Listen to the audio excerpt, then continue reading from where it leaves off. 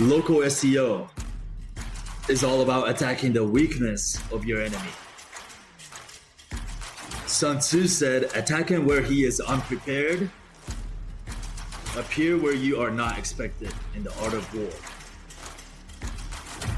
Like every great war general, the strategy changes every time, depending on the geography, your own resources, and knowing intimately who your opponent is. If they have zero quality backlinks, then go get those quality backlinks and win the battle swiftly. If they have quality backlinks, then make sure your site is built like an impenetrable fortress with pages upon pages that target keywords where they do not exist.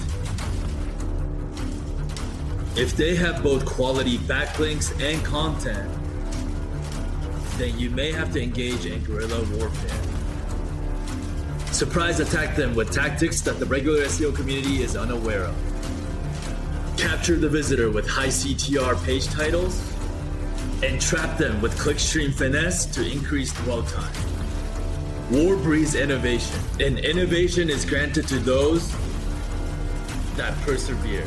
Bronze weapon got crushed by steel.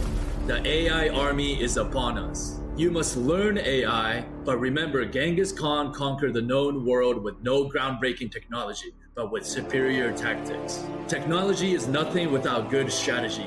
In this video, I'm going to show you the most important strategy for local SEO that doesn't involve backlinks. SEO is all about doing what's efficient first because, backlinks can get quite expensive. So in this video, I'm going to show you all the different ways you can optimize what's actually on your site first and foremost so that you can rank faster and with far less resources than you might have previously thought. So let's get right into it. So I've searched handyman Vancouver, BC, and we have top 1-2 guys. It is said that the number one position on Google receives 60% of the traffic. So being number 2 versus number 3, it makes a big difference. The reason why I bring this example up is because the number 3 guy, according to Ahrefs, has higher DR, which means they have better backlink profile. However, why are they number 3 versus the number 2 guy and they have way less domain rating? Right away, what I don't like about the number 3 guy, what they've done is their icon is very hard to tell what that is. I would have picked something more easier to see, more eye-catching, like maybe like a hammer and some bright colors. I also like the fact that the number 2 guy has, actually I'm just going to call him the number 1 guy because for all intents and purposes, a lot of people skip the Yelp anyways. But if you follow the tips in this video, your site should be outranking Yelp as well. But yeah, I'm going to call him just the number 1 guy. I like how he has the phone number right here, Vancouver handyman, which is good, which is the main keyword. You want that to the left of your home page title because the words that come to the left of this title is the most important. I like repairs and installs in here because handyman repair, handyman installs, these are the things that people search for. But he also has Vancouver, BC repeated again. I don't think that is necessary because Vancouver is already here on the left-hand side. So if he just had Vancouver, BC in the first sentence of his homepage, that is good enough. Here he could have stuck his local phone number in here, which most likely makes this site more eye-catching, and it's probably increasing the CTR for this site, which is a ranking factor. CTR stands for click-through rate. It's when anybody searches any keyword or term, and there's the search result, how many times are people going to click your website versus other websites? So in YouTube, we all know CTR is very, very important. This is why they care a lot about having a great thumbnail and the title, because if you have that and people click on your video more than other videos, that counts as part of a ranking signal to YouTube. And the Google leak has confirmed that Google is calculating CTR as a ranking factor. So I think as SEOs, we need to pay a lot more attention to the importance of creating great page titles to increase CTR. Here's some examples of unique page titles that could potentially be increasing CTR, potentially allowing these sites to rank much higher in the search engine than otherwise. So right here we have, instead of roofing Las Vegas, very basic title, we have 35 plus years of roofing experience in Las Vegas as their home page title. And these guys are number 3 with only a DR of 4. Then we have, Las Vegas limousine with, VIP tours and airport limo service. So they added different like needs for this niche right on the page title. And I believe that is going to attract a lot more clicks than a very basic, Vegas VIP limousine, Las Vegas limo service. This is one thing that I would not do, is to repeat Vegas twice in a title. You also repeated limousine and limo twice. This is not doing you any good. Google is smart enough to understand that limousine and limo is the same thing. And so you're kind of wasting valuable space on that title when you could have put other words that's going to make that title a lot more interesting for people to click. Okay, here's another example. They put the price right in the title, and yeah, it's on the number 10th spot, but this site has a 0 DR, hardly any backlinks, and it's like $89 for 3 rooms, carpet cleaning, Daly City in Bay Area, California. Actually, I just realized that I searched carpet cleaning San Francisco. So it's actually quite impressive that they're number 10 when they don't even have San Francisco in that title. They have Daly City and Bay Area. So, if they had San Francisco in the title, they would have definitely been ranked higher for that search query. But for a site that's targeting Daly City, that's pretty good. If everybody is doing the cookie cutter city and service as the title, then adding in these kind of things is going to make your brand look more unique, and it's going to catch people's attention far more effective than being cookie cutter and looking like everybody else. Let's go to each of their sites. Okay, this is the number 1 guy. From an untrained eye, his website looks very poor quality, let's just say. And then the number 2 guy, his website looks a lot better. There's even more content to it. It's aesthetically more pleasing. But what is he doing wrong here? I'm going to go into that. First of all, I don't like the fact that he doesn't have the phone number plastered all over the place. Call us now. Yeah, I get it. This is a button where you can call the number, but you also want to display the local area code. And I like the idea of having the phone number all over the top menu, plus in the top header section as well, plus places all around here, like a call to action, call this number. Why? Because make sure your site looks more legit, more local. When people start calling that number, that person is staying on this page longer, which is going to increase the dwell time on your site. This quote form could have been a lot better as well. Instead of having home or residential or business commercial, go ahead and list all the different services that this handyman can do, which is going to catch the visitor's attention, and they're going to go through and start reading all the different services. I don't like the fact that I have to click into the service here at the top to be able to see all the different services. I like being able to see all the services in a drop-down menu like this. It just catches the eye more, and it's going to cause people to read that menu. It's more things where the visitor is going to click and start reading. I also don't like the fact that I have to scroll all the way down to see the services, and it's hard to read through. Interior renovation, appliance install, carpentry. I don't think these are the main things that people call handyman for, like for interior renovations, maybe appliance install, but carpentry, like they're going to call a carpenter or they're going to call an interior designer for these, right? So I'm on Chat GPT now, and I'm going to ask, what are the common problems that a handyman fixes? Okay, so it gave us electrical problems, plumbing issues, carpentry work, fixing broken furniture. I have a picture of a broken furniture on there. We all have to understand that in business, one of the most important skill is your ability to persuade, your persuasion skill. And that is also the same on a web page. So there's really only one thing that makes money, okay, in this world, okay? Everything else is a subset of this one thing. Okay. And the one thing is persuasion. Think Steve Jobs and Elon Musk. They persuaded billions of people to buy from them and not their competitors. I think over a billion, more than a billion iPhones have been sold. Just Apple alone, Steve Jobs, right? So they didn't just create an amazing product and be an entrepreneur. They were highly persuasive people. Elon Musk still is a highly persuasive person. This web page really doesn't speak to my pain points. How can you make a web page a lot more persuasive? Like any great salesperson, you want to first point out the pain points. So this is giving you patching up holes in the walls, touch up painting, fixing, replacing broken tiles. All these are different problems, and I would get a great picture of these different problems, and I would plaster it all over this home page near the top. After probably the first section here, I'd have all these pictures laid out of all these different problems.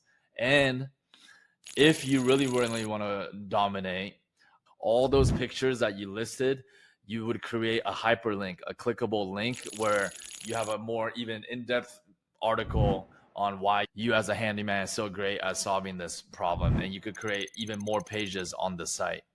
And then on those pages, I would add a bunch of before and after pictures, broken tiles getting fixed, broken couches getting fixed, different paint jobs. Because right now, if we do a site semicolon search of the domain, this site is only have 3 articles indexed by Google, which it's still incredible that this site is still even ranked on the first page of Google for the main keyword. But at 3 pages indexed, that means that Google doesn't see your site as that valuable to the internet. At 3 pages, it's like having like a really weak castle. Now, if you build 50 authoritative pages, that's the equivalent of building a great castle, a great moat, great protection, and future-proofing your site from future invaders. Remember, backlink is only one factor that gives sites authority. Google is crawling your entire site, and if you can show Google that you have 50 authoritative pages about your niche versus a site that has only 3 pages, Google over time will start to look at you as more of a real brand, real authority. Here's some ways where you can get ideas of what articles to write about. So I'm on epay.com, go to tools, use my keyword research tool, click this link, enter the niche. I've specifically trained certain AI tools to come up with this list, generate keywords, and it gave me 100 list of related keywords to handyman, right? So handyman, fence repair, right? So I just assume that people just search fence repair, but some people are out there searching for handyman, fence repair. It gets 590 monthly search volume. Again, that's not local, but it just gives you a general idea. It does get search volume. The number that you see on the right, I'm able to see that because I have a plugin called Keywords Everywhere. Handyman door repair, another one. So if I type in door repair, right, 320 search volume. Now these keywords are getting searched. So if I have a handyman site, I should be targeting all these other keywords. Another way is to just go through the alphabet, handyman space, and put, A, B, C, D. Let me try B, C, nothing there. Let's try D. Handyman door repair, drywall repair. Those are clear keywords with a clear search intent that want to hire a company. These are very, very valuable keywords. And if your competitor doesn't have these specific pages targeting these keywords, that is the clear weakness of your competitor, and you should go attack that weakness. One thing that I've also noticed about what this guy does really well is frequently asked questions and rates. And a lot of people out there, they don't want to call and check for prices. They want to just go to the website and check what kind of prices does this company offer. And so to have this at the top of the homepage means that a lot of people are going to click on this link, which is telling Google that visitors are going further and further into the site. It's driving clickstream further into the site. And you can see they charge $85 per hour for skilled technician. This could be presented in a much more easier to view way. Another thing I want to touch on is the importance of what keywords you put in the H1, heading 2, and heading 3 of every page, especially the home page. And the reason for that is that Google's bots are not going to read the entire article of every page word for word.